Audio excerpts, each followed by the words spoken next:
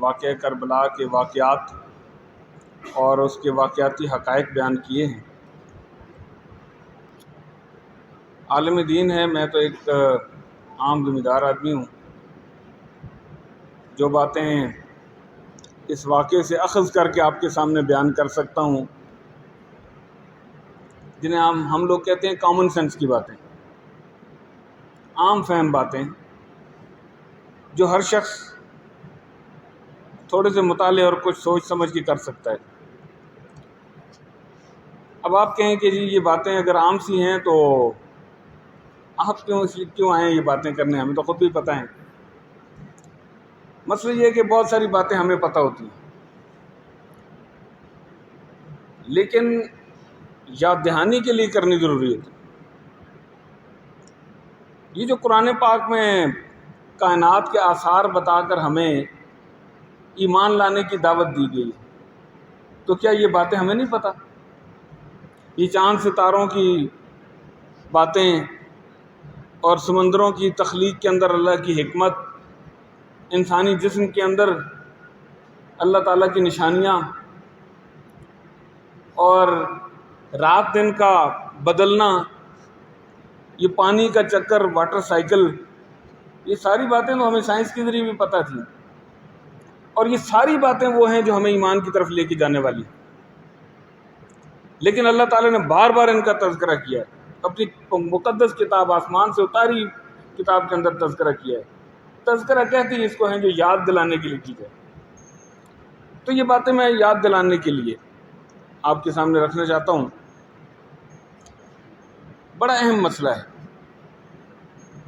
یعنی اس وقت پوری دنیا میں، ویسے تو 10 محرم ایک امام حسین سے پہلے کیا اللہ کے آخری نبی صلی اللہ علیہ وسلم سے بھی بہت پہلے، حتیٰ کہ آدم علیہ السلام کے وقت سے 10 محرم ایک بہت اہم دن ہے، لیکن ہمارے آج کی اس دنیا میں 10 محرم کا دن وہ منسوب ہو گیا سیدنا امام حسین علیہ السلام سے۔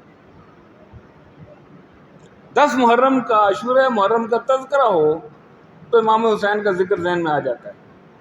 تو آخر کیا وجہ ہے؟ دوسری بات کہ اس کائنات کا مقصود، اس کائنات کی سب سے قیمتی ہستی وہ کون سی ہے اللہ کے بعد؟ کون سی ہے جی؟ اللہ کے بعد کون سی ہستی سب سے زیادہ محبوب اور قیمتی ہے اس دنیا میں؟ اللہ کے آخری نبی صلی اللہ علیہ وسلم کی، اور اللہ کے آخری نبی صلی اللہ علیہ وسلم کی صلبی نرینہ اولاد نہیں تھی۔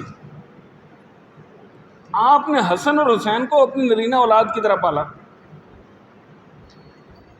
فرمایا حسین مجھ سے ہے، اور فرمایا یہ میرے اہل بیت ہیں، جو ان سے محبت کرے گا وہ مجھ سے محبت کرے گا، اور جو ان سے محبت کرے گا میں اس سے محبت کروں گا۔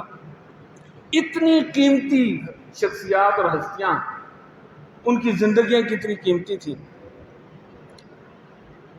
تو انہوں نے کربلا کے اس دشت میں، اس دریا کے کنارے 72 تنوں نے پیاس سے مرتے ہوئے جان دے دی۔ تو جس چیز کے لیے جان دی ہے وہ کتنی قیمتی ہوگی؟ سوال تو یہ ہے نا کہ مجھے اگر پیسے بہت اچھے لگتے ہیں تو میں جس چیز کے لیے وہ پیسے خرچ کرتا ہوں وہ کتنی قیمتی ہوگی؟ ہم زمیندار لوگ ہیں، ہمیں زمین بہت اچھی لگتی ہے، ہم نہیں بیچنے جاتے، لیکن بعض اوقات کوئی ایسی چیز آ جاتی ہے، ایسا وقت اور مرحلہ آ جاتا ہے، ایسی پریشانی آ جاتی ہے اور ایسی قیمتی چیز ہمارے سامنے ہوتی ہے، جیسے عزت، ہم زمین بھی بیچ دیتے ہیں، اور بعض اوقات انسان اپنی جان بھی دے دیتا ہے۔ تو جان سب کو پیاری ہے، پھر جان بھی اگر جس چیز کے لیے دی جائے تو وہ اس کی قیمت کا کیا اندازہ ہو سکتا ہے؟ تو سوچنے کی بات ہے، بہت بڑا آج کا کوسچن مارک ہے کہ اس کائنات کی محبوب ترین شخصیت اللہ کے آخری نبی صلی اللہ علیہ وسلم اور آپ کے محبوب 2 نواسے، اور ان نواسوں میں سے ایک نے اپنے اہل و عیال سمیت کربلا میں اپنی جان قربان کر دی۔ تو کیا سوال نہیں پیدا ہوتا کہ جس کام کے لیے جان دی ہے وہ کتنا قیمتی کام ہوگا؟ تو یہ سوال ہے آج کا میں اس پہ بات کرنا چاہتا ہوں. واقعات تو آپ نے سن لیے ہیں اور آپ ویسے بھی جانتے ہیں. وہ کیا چیز تھی؟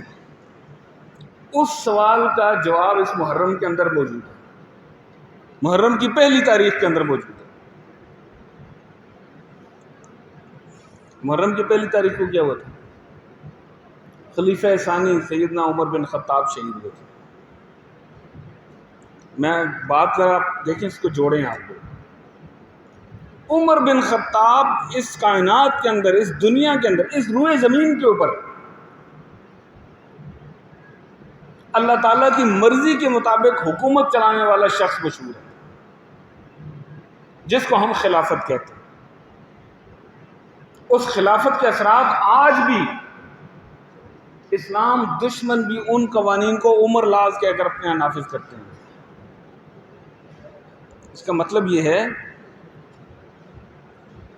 میں جو بات کہنا چاہ رہا ہوں وہ یہ ہے کہ وہ خلافت تھی جو انسانیت کے لیے نعمت تھی، رحمت تھی، انعام تھا اللہ کا، جس کے خاتمے کو روکنے کے لیے نواسہ رسول نے جان دی اپنے 72 اہل خانہ کے ساتھ. یہ وہ چیز تھی. اب بظاہر تو خلافت کا لفظ ہے، ہمارے ذہنوں میں اپنا اپنا تصور ہے. یہ کیا چیز تھی؟ ایک منظر دیکھیں. رات کا وقت ہے اور مدینہ کی گلیوں میں ایک شخص گشت کر رہا ہے. گلی سے گزرتا ہے، ایک گھر سے بچے کے رونے کی آواز آتی ہے. جاتا ہے، چکر لگا کے خاصی دیر بعد پھر آتا ہے، پھر آواز آ رہی ہے، بچہ اسی طرح رو رہا ہے. دروازہ کھٹکھٹاتا ہے، اندر سے عورت پوچھتی ہے کون ہے؟ دروازہ کھٹکھٹانے والا کہتا ہے میں جو بھی ہوں، تو بتا تیرا بچہ کیوں رو رہا ہے؟ تو کیسی ماں ہے تجھے؟ بچہ چپ نہیں ہوتا. آپ لوگوں کو میری آواز صحیح آ رہی ہے؟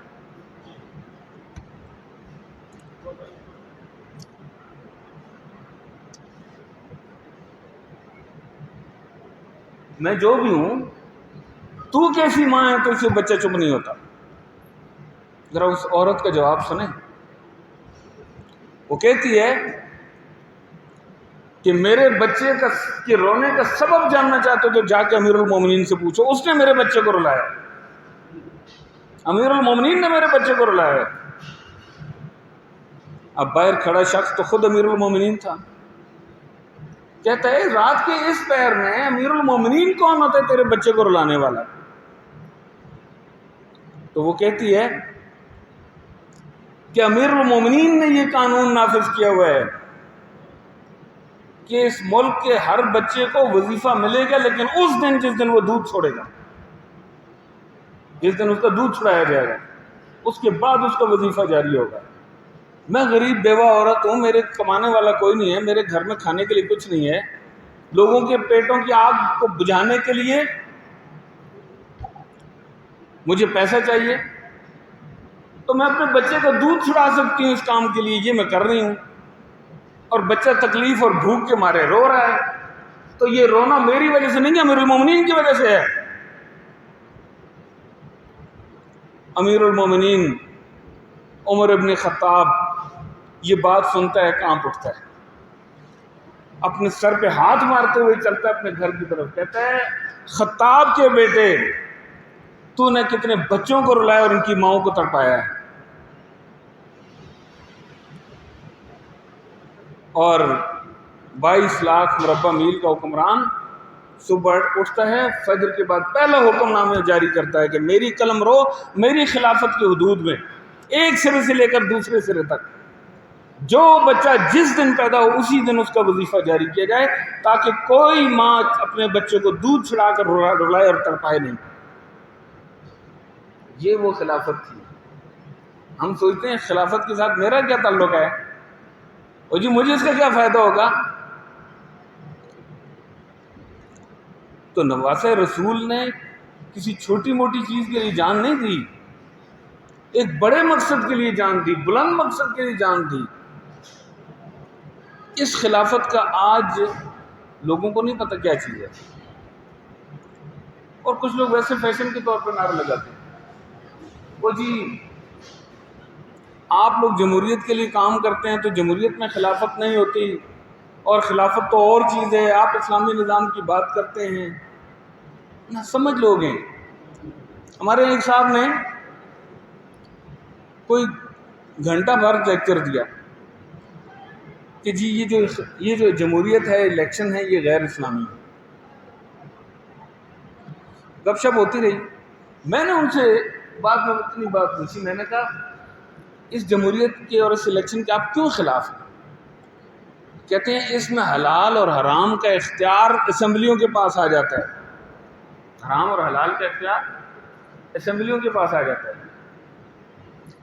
میں نے کہا آپ کا کیا خیال ہے، پاکستان میں جو اسمبلیاں ہیں، پاکستان کے آئین اور قانون میں یہ اختیار حرام اور حلال کا اسمبلیوں کے پاس ہے؟ کہنے لگے جی بالکل ہے، جمہوریت میں ایسے ہی ہوتا ہے۔ میں نے کہا آپ نے قرارداد مقاصد پڑھی ہے؟ کہنے لگے ہاں اس کا کیا تعلق ہے، وہ تو پاکستان بنانے کے لیے تھی۔ میں نے کہا کب منظور ہوئی تھی؟ کہتے ہیں 1940 میں۔ میں نے کہا میں قرارداد پاکستان کی نہیں، قرارداد مقاصد کی بات کر رہا ہوں، یہی ہوا، آپ ایک ہی بات ہے۔ میں نے کہا خدا کے بندے اتنی لمبی بات آپ نے کر لی، اتنی بنیادی بات کا آپ کو پتہ ہی نہیں ہے۔ قرارداد مقاصد اس ملک کی اسمبلی نے سب سے پہلے منظور کی تھی پاکستان بننے کے بعد 1949 میں، 12 مارچ 1949 میں، اور یہ فیصلہ کیا تھا اس میں، اسمبلی نے یہ فیصلہ کیا کہ ملک کا آئین جو بھی بنے، اس آئین کے نتیجے میں اسمبلی کو قانون بنانے کا اختیار جتنا کچھ ہے وہ قرآن و سنت کی حدود کے اندر ہے۔ پوری اسمبلی مل کر شراب کو حلال نہیں کر سکتی، سود کو حلال نہیں کہہ سکتی،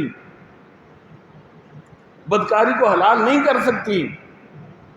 یہ بیچ میں ضمنی بات آ گئی، میں یہ عرض کر رہا تھا امام حسین کو کیا اختلاف تھا اس بات سے۔ لوگ کہتے ہیں جی یزید شرابی تھا، یزید زانی تھا، تو یہ بعد کی بات ہے۔ یزید فرشتہ صفت ہوتا تب بھی اس کی حکومت جائز نہیں تھی۔ حسین نبی کا نواسا تھا، وہ نبی کے منشا کو سمجھتا تھا۔ حسین کی خلافت حکومت جبر کی حکومت تھی، یہ جبر کی حکومت تھی، خلفائے راشدین والی حکومت نہیں تھی۔ آج 6 خلفائے راشدین کے نعرے لگائے جاتے ہیں، امت مسلمہ نے کبھی قبول نہیں کیا اس بات کو۔ امت کے اجتماعی ضمیر اہل سنت نے کبھی قبول نہیں کیا 6 خلفائے راشدین کی بات کو۔ 4 خلفائے راشدین ہمیشہ حق 4 یار کا نعرہ لگایا۔ یہ 4 کون تھے؟ یہ بڑے اہم بات ہے، ان 4 کو کیسے خلیفہ بنایا گیا تھا؟ ہر ایک کا الیکشن ہوا تھا، آپ حیران ہوں گے، الیکشن ہوا تھا۔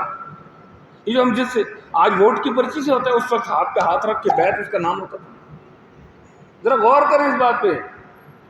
امام حسین یہی کہتے تھے آزادانہ بیعت کرو، لوگوں کو آزادی سے حق دو بیعت کرنے کا، کریں تو تمہاری حکومت، نہ کریں تو نہیں۔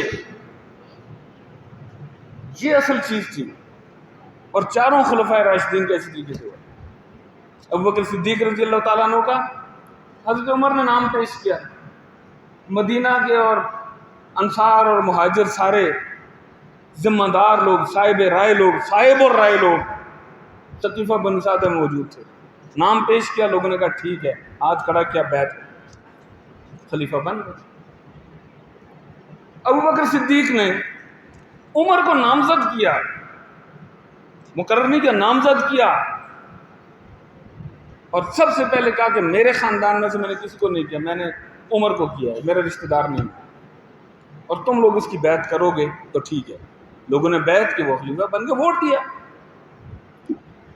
حضرت عمر کو پتہ چلا کہ کچھ لوگ سازشیں کر رہے ہیں، آخری وقت تھا کہ جی عمر کے بعد ہم خلافت کا اعلان کر دیں گے۔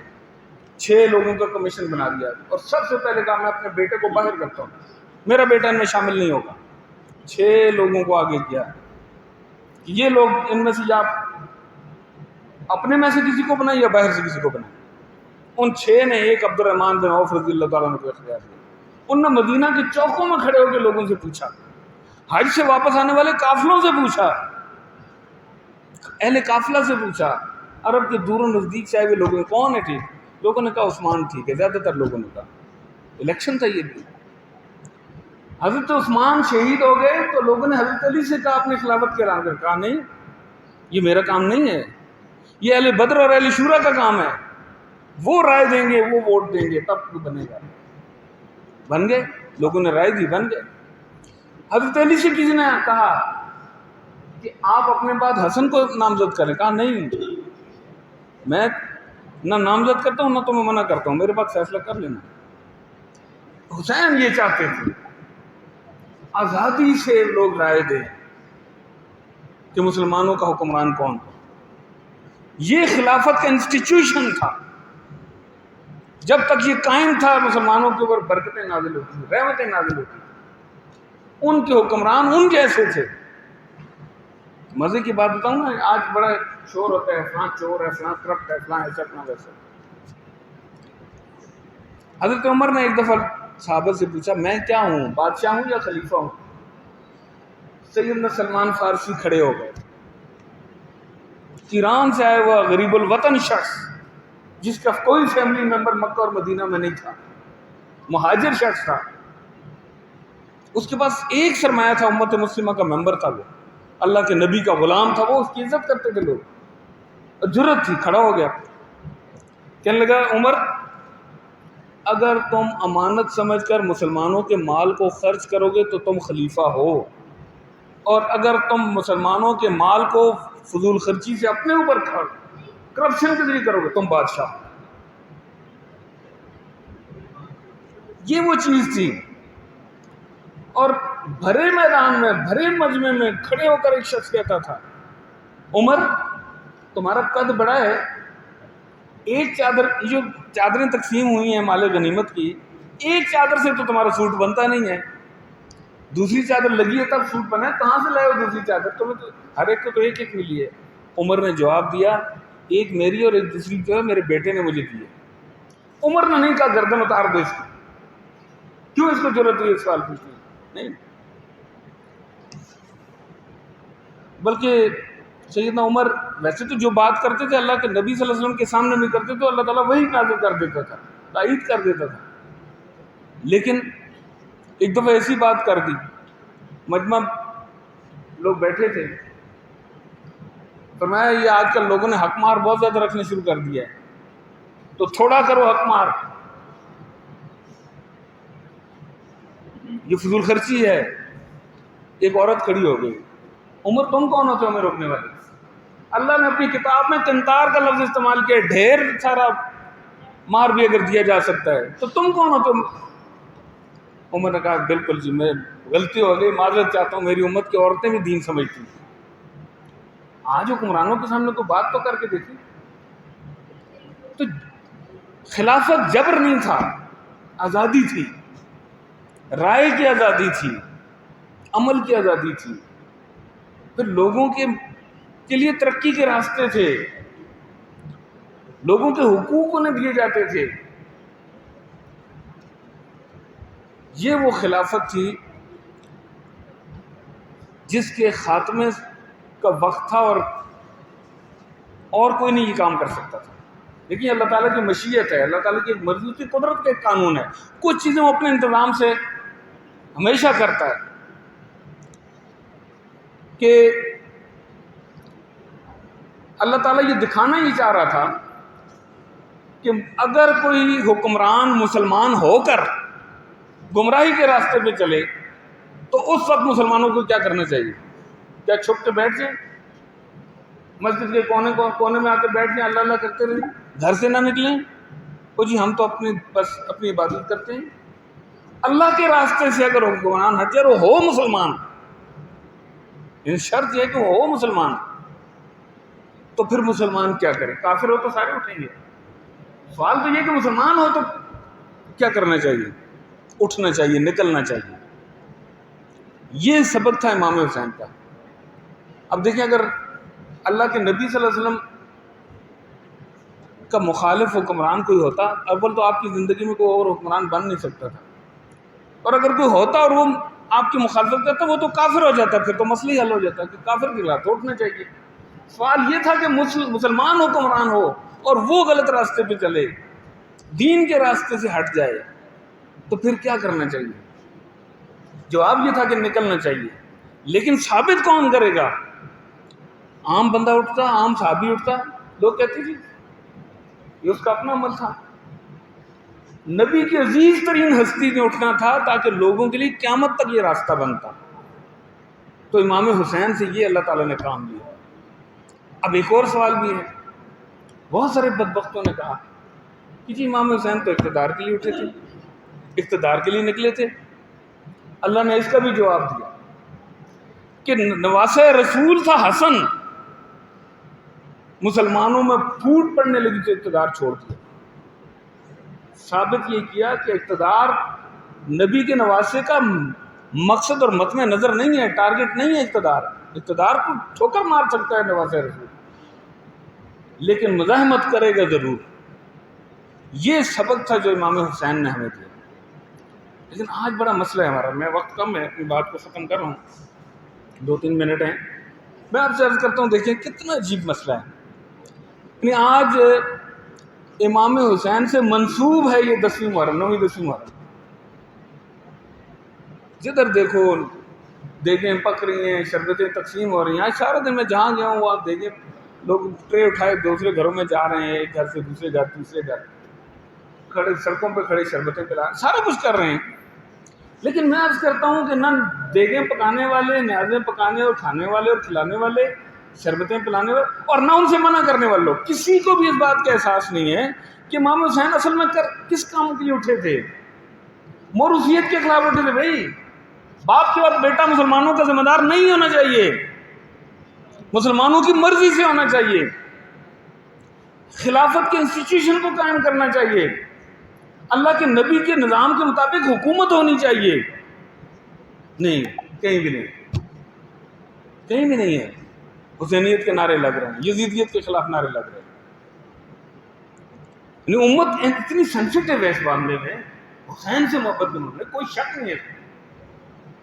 جو شخص بیعت لے رہا تھا، میں اس کا نام نہیں لینا چاہتا، مجھے اس کے نام لینے سے چڑ ہے، اور اللہ نے بھی اس کے نام دنیا میں ناپید کیا۔ کوئی ماں اپنے بچے کا نام کو نہیں رکھتی، ہر طرف آپ کو حسین نظر آئیں گے، حسن نظر آئیں گے۔ امت بڑی سینسیٹیو ہے، لیکن مسئلہ یہ کہ مقصد کی طرف بھی تو ہے نا بھائی۔ مقصد کیا تھا؟ مقصد یہ تھا کہ اللہ کا دین غالب ہو، اس کے لیے بیعت، ووٹ، یزید نے ووٹ مانگا تھا، کہا میں نہیں دوں گا۔ حسینیت یہ ہے، باطل نظام کو ووٹ نہیں دینا، یہ مسئلہ ہے آج کا بھائی۔ اچھا پھر یہ تھا کہ یہ بھی نہیں کہ جی امام حسین نے کہا ہو کہ جی کوفہ والے بھی آئیں گے، بصرہ والے بھی آئیں گے، مدینہ والے بھی نکلیں گے، مکہ والے بھی آئیں گے، طائف والے بھی آئیں گے، سارے آئیں گے تو میں لڑوں گا۔ نہیں، میرے ساتھ 72 ہیں، اب 72 کو بھی کہا میں چراغ بجھاتا ہوں، جس نے جانا ہے چلا جائے، کوئی شرمندگی کی بات نہیں ہے، میں پھر بھی لڑوں گا۔ نہیں، میں تو آج ہم کیا کہتے ہیں، وہ نہیں میں کیا کروں جی، ووٹ ضائع ہو جائے گا، آپ تو جیت نہیں سکتے، ہے نا ایسا؟ کیوں جی ایسا نہیں ہے؟ ہم کہتے ہیں وہ جی ووٹ ضائع ہو جائے گا، آپ جیت نہیں سکتے، اچھا فلاں جیت جائے گا اور فلاں ہار جائے گا، آپ کو ووٹ دوں گا تو فلاں ہار جائے گا، آپ کو ووٹ دوں گا تو فلاں جیت جائے گا۔ خدا کے بندو، یہ میں اس لیے نہیں کہہ رہا کہ میں الیکشن لڑ رہا ہوں، کوئی بھی اصول کی بات میں آپ سے عرض کروں کہ حق اپنی جگہ حق ہوتا ہے، وہ اس لیے نہیں ہوتا کہ اس کی فتح کی گارنٹی دی جائے۔ فتح کی گارنٹی کے اوپر حق کا ساتھ دیا جاتا تو امام حسین کبھی بھی نہ نکلتے۔ حسین اگر نکلا ہے تو حق کے ساتھ نکلا ہے، فتح کی گارنٹی کے ساتھ نہیں نکلا۔ یہ ہمارے لیے سبق ہے۔ اور میں آپ سے عرض کروں، مجھے آخری بات کہہ کے 2-4 جملے ہیں۔ مجھے ایک صاحب کہنے لگے او جی یہ قوم آپ کو نہیں چاہتی نا جی، جماعت اسلامی کو ووٹ نہیں دیتی۔ تو میں نے کہا بھگتتی تو رہی ہے قوم ہی، ہم تو اسی طرح ہیں بھائی، ہم تو الیکشن جیتیں گے تب بھی ہمارا وہی حال ہوگا، ہاریں گے تب بھی وہی حال ہوگا۔ ہم نے تو کوئی اپنے گھروں کو بھرنا نہیں ہے، محلات بنانے نہیں ہیں، مربے خریدنے نہیں ہیں، کرپشن کرنی نہیں ہے، سرکاری قرضے لینے نہیں ہیں، معاف کرانے نہیں ہیں۔ ہم تو اب بھی ویسی ہیں تب بھی ویسے ہوں گے۔ مسئلہ قوم کا ہے، کربلا بنا ہوا ہے پورا ملک، پانی کا مسئلہ ہے، بجلی کا مسئلہ ہے، کھانے کا مسئلہ ہے، روزگار کا ہے، تعلیم کا ہے، صحت کا، اور سب سے بڑی بات یہ ہے انصاف نہیں ہے، عزت نہیں ہے۔ یہ اللہ کے دین سے ملے گی، اور اللہ کے دین کو ہم نے چھوڑا ہوا ہے۔ اس لیے میرے بھائیوں، آج کے اس 10ویں محرم کا پیغام یہ ہے کہ اللہ کے دین کے غلبے کے لیے، اس کے نبی کے لائے ہوئے پیارے نظام حکومت کے لیے جدوجہد کی جائے، اور وہ جدوجہد باہر نکلنے سے ہو، مار دھاڑ سے ہو، پیسہ خرچ کرنے سے ہو، ووٹ دینے سے ہو، ووٹ مانگنے سے ہو، اس جدوجہد کو بغیر اس بات کے کہ یہ کامیابی ہوگی یا نہیں ہوگی، اپنا فرض ادا کر کے اس کا ساتھ دیا جائے۔ اللہ تعالی ہم سب کو اپنے دین سے مستفید ہونے کی توفیق عطا فرمائے۔ وما علینا الا البلاغ۔